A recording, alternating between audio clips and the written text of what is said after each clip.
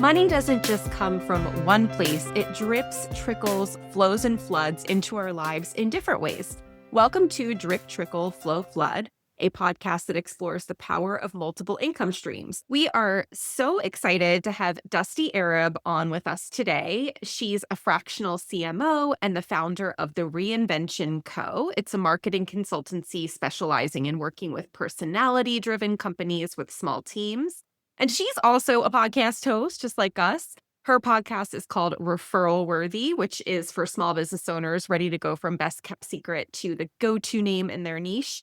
And we're so excited because we have lots of questions for Dusti today about this. She started a backyard nursery to help with local food resilience. So welcome, Dusti. We're so happy to have you on. Oh, thank you so much for having me. Hi, Dusti. So whereabouts in the country are you that you have room for a backyard nursery? So I live just across the river from Portland, Oregon, in Vancouver, Washington. So we're like a sleeper suburb for the larger city. And honestly, that's why. I live 10 minutes away from an international airport. So I have all of the perks of being right next to the city, but we're still on a full third of an acre. So we have a lot of space. I love Vancouver. Vancouver, Washington, as you said. I like BC too. My husband and I almost moved there. That was one of the places we were looking when we were leaving LA. That's wild. Yeah. And we would stay there's like a Hampton Inn or something there that's right on the water. We would always stay there because it was dog friendly. And when we were taking all of our road trips up here and we eventually moved to Bellingham, Washington, we chose here. But we love Vancouver. My husband was just there last weekend too. So who knows? Maybe a move Wait, was he there. really? I went to Hood River last week. You guys should have linked up. Oh my God. Yeah, I love Hood River. That's too funny. It's beautiful there. Yeah. You're in a good spot, Dusti, for all the reasons that you mentioned. So let's just kick this off because you have lots of different things going on. And I know you've also been like an amazing marketer for a long time and entrepreneur. And so we'd love just an overview. What does your drip, trickle, flow, flood look like right now? Totally. So it's always in flux, but I feel like over the past year and a half or so, it has been even more. I've seen so many people who have been longtime online marketers like myself who are in this a good like mid to later career kind of role where I am stepping in as the person who's doing the hiring for the launch. I am in charge of the marketing strategy. I'm helping find the ad firms and all of that. And it's being in this particular corner of the online space. There are only so many of us who do this kind of work at this level. And I've been watching as all of my peers are going into 9-to-5s, like things are consolidating. And there really aren't a whole lot of us left who are still doing this work in the way that I'm doing it. And I start with that because like I will say for the last year in particular, I haven't had a season this slow in my regular marketing work, in my retainer work, since the last time that Donald Trump was elected. And Wow.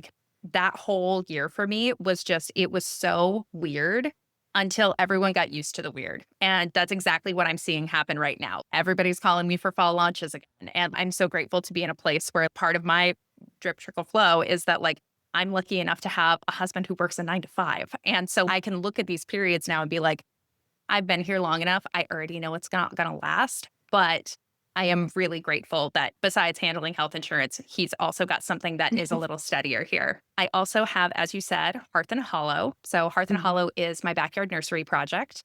At the turn of the year, I just felt like I had to do something. And for me, everything that I've ever worked on has come back to bringing people to the table, whether that's for a conversation or a meal or anything else. But like in some fashion, food's always there. And this year, I just lost my mind a little bit in a really good way, I think. I found the biggest greenhouse that I could put up by myself in my backyard before my husband found out. It's 10 feet by 20 feet. It's, for the record, it's a plastic one. It's like metal bars and the plastic over it. So it's very easy to move should we decide to. But I knew that it was going to raise an eyebrow, even for my husband, who is absolutely lovely and very tolerant of my nonsense like this. But I just started growing seeds and I was like, I'm going to make sure that everybody I know has plants who wants them or can grow them. Or even if they think they can't, I'm going to help them with that. Because I remember what it was like to be in an apartment and feel food insecure and all these other things. So it's very much a passion project. It is net positive for the year, I will say, but it's not the thing that's bringing in the money like my VIP days are. VIP days are one of my main income sources right now. So those have continued to be very reliable, people getting in and getting out, and I can do a lot in a day. What's a VIP day? Yeah. So people come in and bring me their marketing project. So usually it's working on some kind of a specific campaign. And I will work on getting them as much of that campaign structured, the strategy, copy, emails. Usually when people do these days with me, they'll also leave with an AI bot now too. So that's something I've stepped into doing and helping with.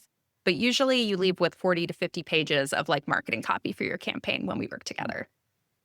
And then a plan for how to roll all that copy out. Yep. All the dates, all the everything. So especially for people who've worked with me before, it's a really great way to just dip back in and dip back out. Yeah, very cool. That's an interesting thing. Okay, so you're cultivating seeds. And so you're growing the plants or you're giving people seeds? I am growing the plants. Okay. So And I could then- never start seeds before. I wasn't very good at it. Yeah. And I bought this little, I don't know, I got targeted with an ad for one of those like little bitty hydroponic units. And I was like, that looks idiot proof. I can probably figure that out. And sure enough, I could. So I figured out it was a lot easier to start them inside and under lights. And so behind my desk here, so this is the pretty side of the office. The other side is seeds and chaos. Like it is, I'm looking at like my shishito peppers over here that I have 30 new starts for because I've already pre-sold these plants. And there's just like fluorescent lighting over here. So I have my podcast curtains blocking it. So they're house plants that people buy from you but are edible? Not necessarily a house plant, but I only do vegetables. I only do edible plants. Okay. Very cool. How fun. And so this is a drip that maybe will turn into a trickle at some point or maybe even a flow. And right. And what's been interesting is, so I took my plants to markets this year for the very first time. So I'd never gone to a market before. I'd never been on, it's been a long time of working in my basement at a desk like this in front of my computer. This is where I'm comfortable. This is what I do. But out of the market, especially like post-COVID, it made me like remember how to people. Like, yes, and do the face-to-face thing. And so I sold lots of plants. Sure, that was great. I got to know people in my community. That was amazing. But that very last market, I actually left with 4 marketing leads because people wanted to keep up with me. And they're like, I was like, oh yeah, this is my real job, by the way. And turns out in a room full of small business owners, when you've built some trust, they would like to talk to a marketer. yeah, interesting. Yeah, it's one of those situations where you never know where something will go. But talk about like that, you're just dipping your toe in that little mental piece of that, right? Where you're in front of the screen, you're doing marketing, you're in your basement, and then now all of a sudden you're spending time with plants in a greenhouse and then at a market. Just that dichotomy of living that way. Yeah, it's a lot healthier, to be honest. Like getting out of the basement. Really. And I joke, but like I didn't realize like how bad it had gotten. Like how like I know that I can get so stubborn and so like stuck in my thinking if I'm not getting like enough outside inputs. And like being at a market, like you have to talk to everyone. And it does not matter their political beliefs. It does not matter how they got there. You have to be a decent person and facilitate the interaction in a way that's healthy. And just like getting back into the practice, it felt like squeaky wheels there for a minute, but it was really good for me, to be honest. Yeah, that's It's awesome. bringing you leads And it's bringing me leads. for the basement business. That's pretty awesome. So when you were getting started, let's back up a little bit because we get a lot of people who come to us for the podcast who are like, it would be great. I'd love to start this XYZ. And we all have those kind of businesses. Like right now, I'm obsessed with the cake pops. I'll never do it probably, but I love watching people on TikTok who have cake pop businesses. And in my mind, it seems amazing.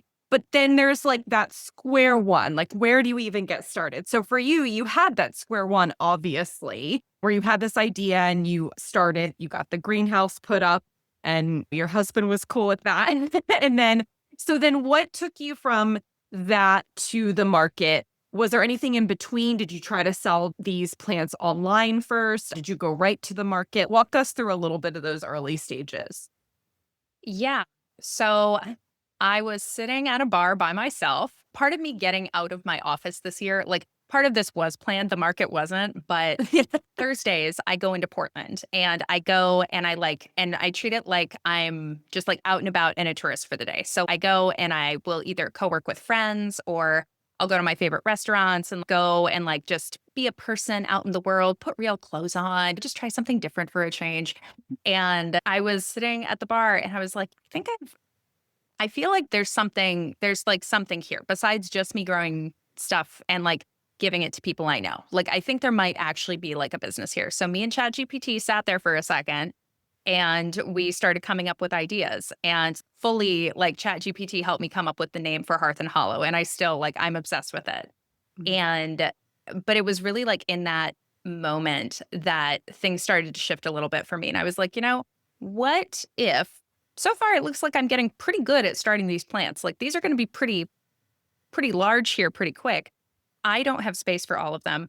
What would it look like to offload some of these? And I got hit with an ad for an upcoming market in Portland that it was a bigger one. I didn't think that I would even qualify for it. I was like, it's mostly a maker market. Screw it. I'm going to apply. I'm going to see what happens. It's like only $50 to be at this market. And I'm sure I could sell 10 plants for $5 a piece. Like that seems like a pretty low stakes thing for me. And that was basically how it started. I had my first market in May, but besides that, I have done Facebook sales, like in my local garden group. I actually sold more there than I did at the markets. Interesting.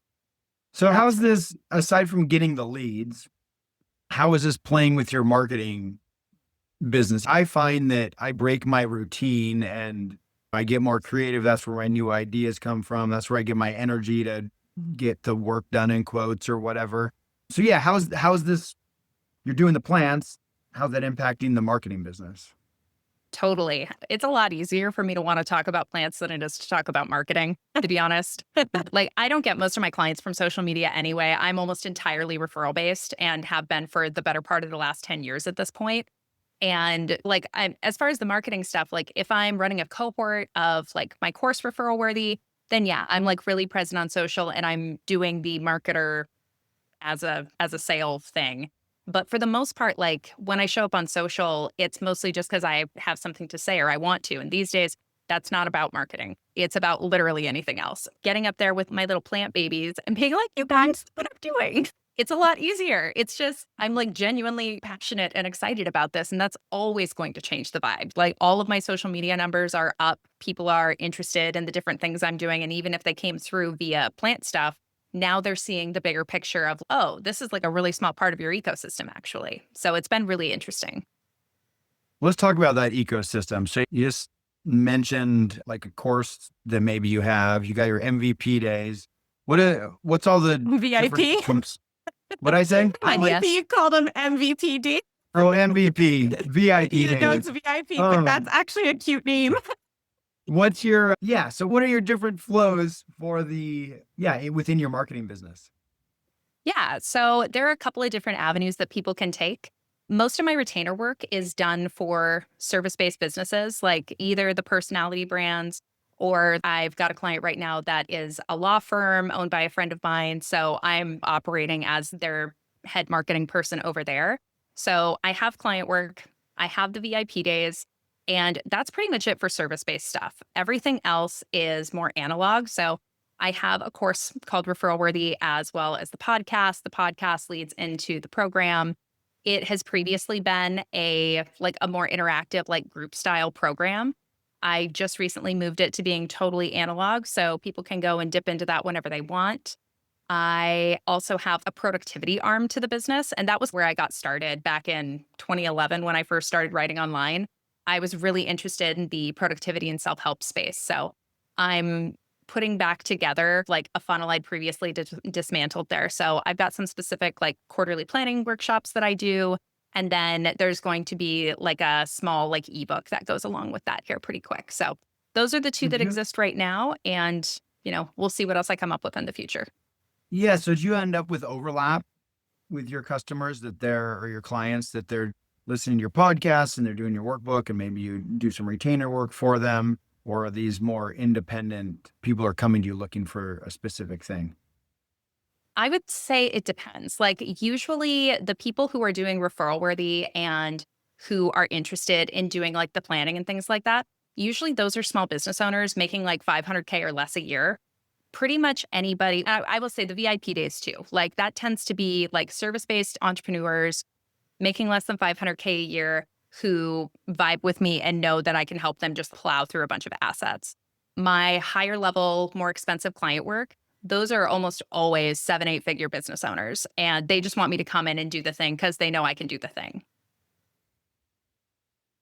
Yeah. Very cool. It's great that you're tapping into a wide range of demographics as the economy shifts and changes that maybe you're appealing to a different audience and then being able to bring in different offerings to people at different times.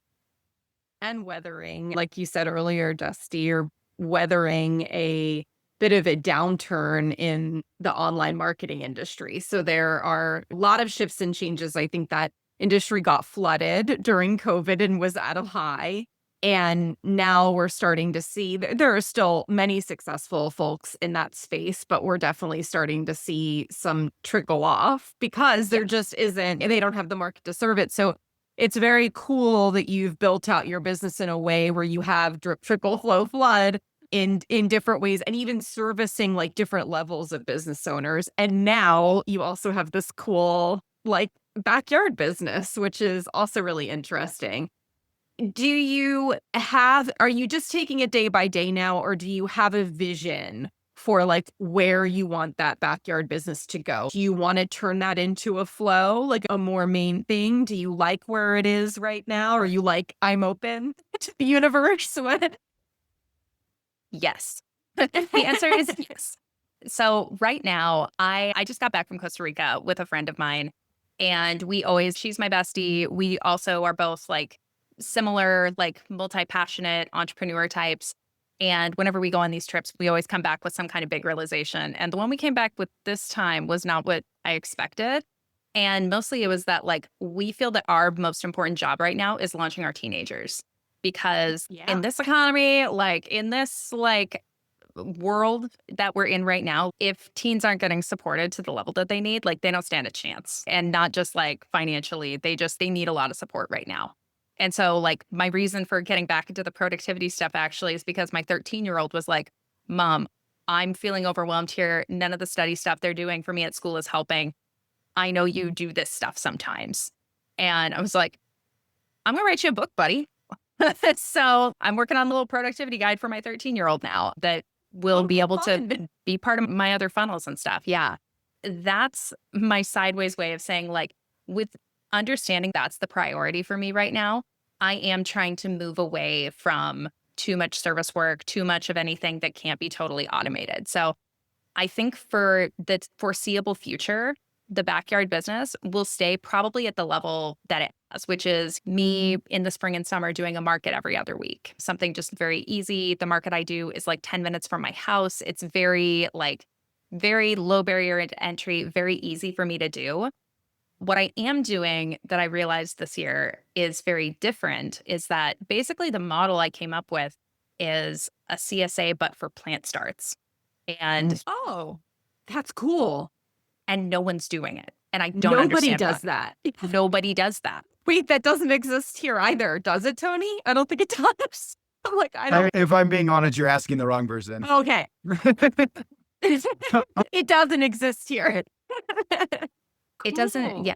And as far as I can tell, like there's not really anybody that I can find doing anything quite like this.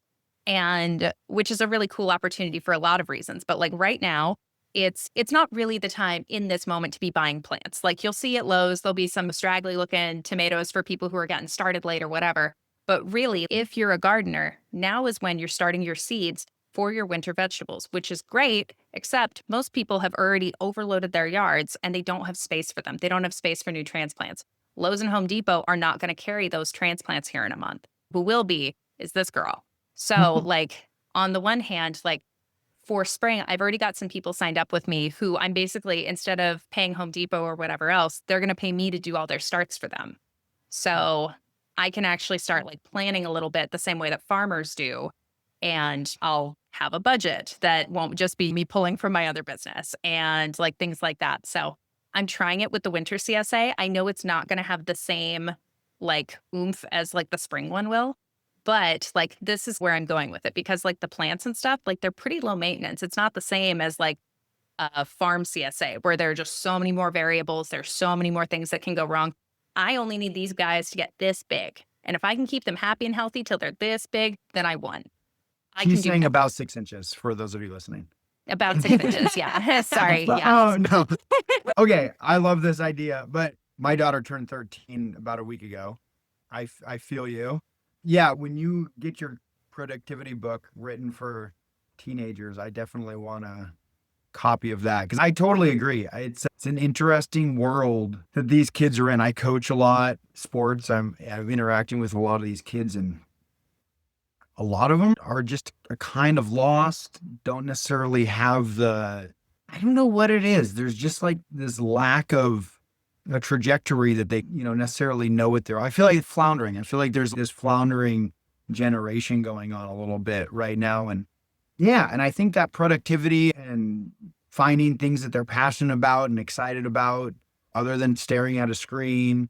And I think that's an exciting thing. So kudos to you to put your effort in that. This podcast is for whoever wants to listen to it, but in my heart of hearts, I'm all about how do we help youth, and you hope the adults can improve, but youth have so much potential. I think that's just a fantastic place to be focusing your energy. Yeah, absolutely. And I had my kids pretty early, my first two. I do have a little guy as well, but because of when I had kids, like I just had to get productivity superpowers. And that was like really what I'd started like looking around for online and then seeing how much of it just didn't apply to me, being like, bless David Allen. But it wasn't like I never made it to the corporate anything. And so finding those pieces and what applies for me now, and even what of that is still relevant for a 13-year-old, and how do we make it accessible for them and all of that. So I am really excited about it. I finished my outline this week, and so that's my next little project here. Very cool. Definitely keep us posted on that because I want to share that. Can you also write a book on creating a farm? A sort of plant starter CSA? I'm like, wait, I'm like squirrel with businesses, and now I want to have this business too. I'm like, will you franchise? Oh, dude. I'll show you how to do it for $500 and like space in your backyard. Like anybody can do this. See, I feel like this is $1 million idea, Dusty, that you just you have to put together a little framework. Talk about online courses. You could probably sell this like candy. This is very cool. And then do your teenagers get involved at all? Are they interested at all in your businesses or one or the other? Like, yeah. Oh, yeah. My kids will never have a regular job, and I'm thrilled. Oh, man. Yeah, no, they have been getting, especially because I'm a marketer. So like from the time they were little, I'd be like pointing at billboards and being like, what are they trying to sell you? How are they trying to make you feel right now? And just even starting there was so great. But the last couple of years, so one of the coolest things that we do here in Vancouver is Lemonade Day, and it's a national program. So they have these all over, but it is like right next to our big farmers market here. We take over the park, and there are 100 kid booths at this thing, and you can come and sell. Like they have some restrictions and stuff. You can't sell just like food or whatever, but you can do a lemonade stand. You can do your craft booths. And my kids have been doing it the last 3 years running, and they always make a couple $100, and it's so good for them. They have to go through and do a business plan, and what's their business name, and what's the branding going to be. And they know like with the branding and stuff, they're like, Mom, can we get access to the professional Canva account? Like we need to get serious here. Wait, look pro. Oh, it's so fun. Yeah, that entrepreneurial spirit, like I think it is there. It must be genetic, but also there's just the environmental influence of these kids. My daughter this year with her friends started a shave ice business, Yeah. and it's the same place where she picks blueberries, and they came up with a business plan, and they created a Google slide presentation for them to be able to put their booth up at this little farm stand. They offered to pay 15% of the profits for rent. And then they just got invited. They just did this yesterday. There was a retirement party at a local coffee shop, and they got invited to be set up there. And it's pretty awesome. Just getting out there, doing it, making mistakes. I'm their chauffeur and their designated icebreaker. Other than that, I stay out of their way. That's so good for them, though. So my 13-year-old, God, this was probably 2 or 3 months ago. We were talking in the kitchen, and I think it was about lemonade day, but he looked over at me just like totally serious. And he was like, Mom, I never want to have to work 40 hours a week at a job, or 40 hours, sorry, in front of a computer. It was specifically in front of a computer. And it really he's always been that guy where he's got like an old soul. But just like to know yourself that well at that age, to know that being in front of a screen for 40 hours is, first of all, not a good idea for anybody, but also like for him personally. So this past year, we signed his life away in waivers so that he could start blacksmithing 2 years before the actual program starts. God. So he's doing blacksmithing, and we're thinking we have a vocational school here in town where they get their high school diploma, but also they can enter the apprenticeship early. So he's probably going to go straight into welding and graduate with an associate's and be making $80K out of high school. That's super cool. Where I live, there's a teacher that he's in charge of the ag, and there's a super awesome welding program. And it's really cool to see kids doing this. Because when I was going in high school, I said, you got to go to college because that's what you do.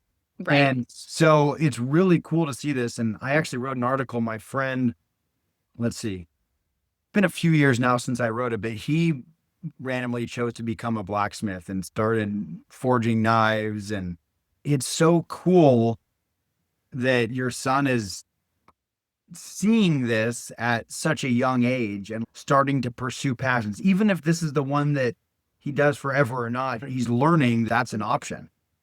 Absolutely. Which is Absolutely. super cool. Huh, that's awesome. He's earning a trait. There's this book I'm reading now called Main Street Millionaire. Have either of you ever read this? So it's all about, there are a lot of the older generation who own businesses in the trades, like blacksmithing, like all these different plumbing, welding, etc., are retiring, and their kids don't want to take over the business. And they're struggling to sell the business because so few people are going into these trades. So this book is all about, if you want to buy a business that's profitable, look for those businesses.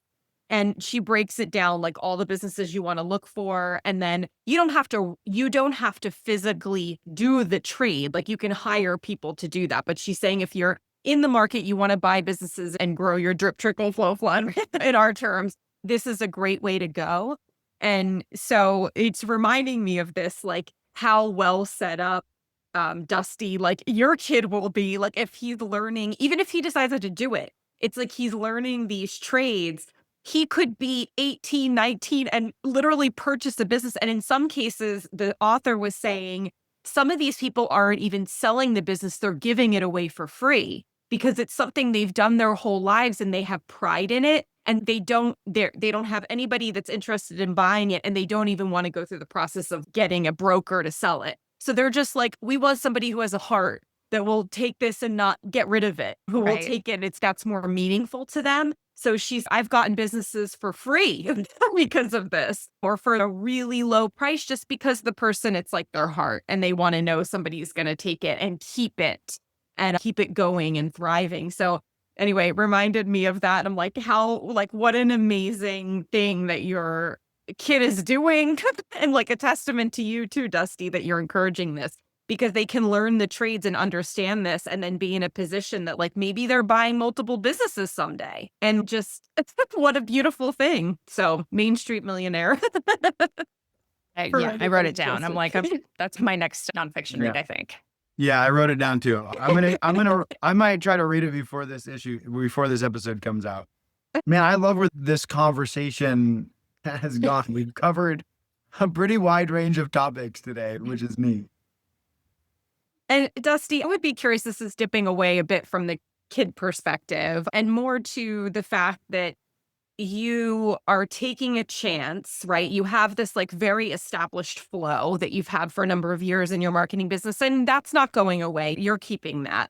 But now you're introducing this drip and also like maybe other things such as this book that you've written for productivity for kids. Also, you might be like franchising or doing something around that co-op business that you're creating. So for folks out there who are also interested in, they have an idea, it's, oh, I would love to do X, right? And they have a main flow and they're feeling like, but all those reservations come up in your head. It's, oh, but I don't know if I can do that. Or what if it loses money? Or will I have the time, energy, etc.? What would your advice be to folks like that who have that passion like you do for plants and would love to incorporate that some way, but are just getting in their own head? Honestly, pull out a spreadsheet, like seeing how, I mean, Love for it. me, like really, that was like the kind of the clincher because like, I was like, how much money do I really need to get this started? I'm like, I was gonna buy a yard of dirt anyway. So what's another yard of dirt?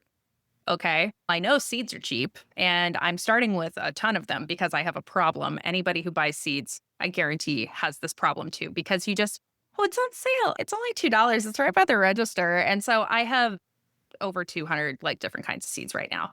And I have more in the mail because again, I have a problem. But anyway, seeds are cheap. Dirt, relatively cheap. Compost, relatively cheap. What are the actual things you're going to need to start the business? How much time is it actually going to take? So with the hydroponic stuff, like this is actually something that I'm still bridging the gap with between what I do inside in my backyard. But with the little hydroponic unit, it's on a timer. It's completely automated. Literally the only thing I do is plant the seeds and occasionally move the light up and add more water and nutrients. Like I only have to touch it like once every 10 days or so.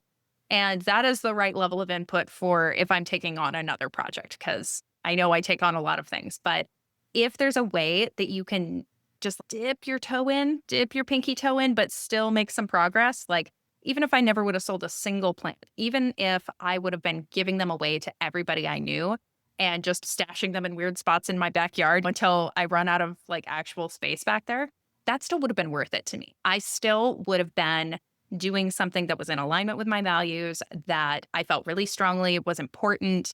And even if all of the markets had been a flop, even if I had lost money on this thing, I wouldn't have lost more than $500, which like to test out an idea or something, that's pretty good. All said and done, I think I was like up $700 for the whole season so far, which is fine. That's enough for me to keep going and keep pursuing it for all of the intangible benefits that I'm getting out of it. Amazing. Thank you for that. I love that your answer is so different than I feel like others we've asked who have more like mindset, but I love that you're like spreadsheet numbers. That's exactly what is like so perfect for our podcast. Dusty, thank you so much. This was amazing. I loved all that you've shared. I've learned so much, even though I know you outside of this podcast, but I feel like I've learned so much more. And if you loved this episode of Drip, Trickle, Flow, Flood, please rate and review us on your favorite podcast platform. And we'll see you next time. Thanks, everybody.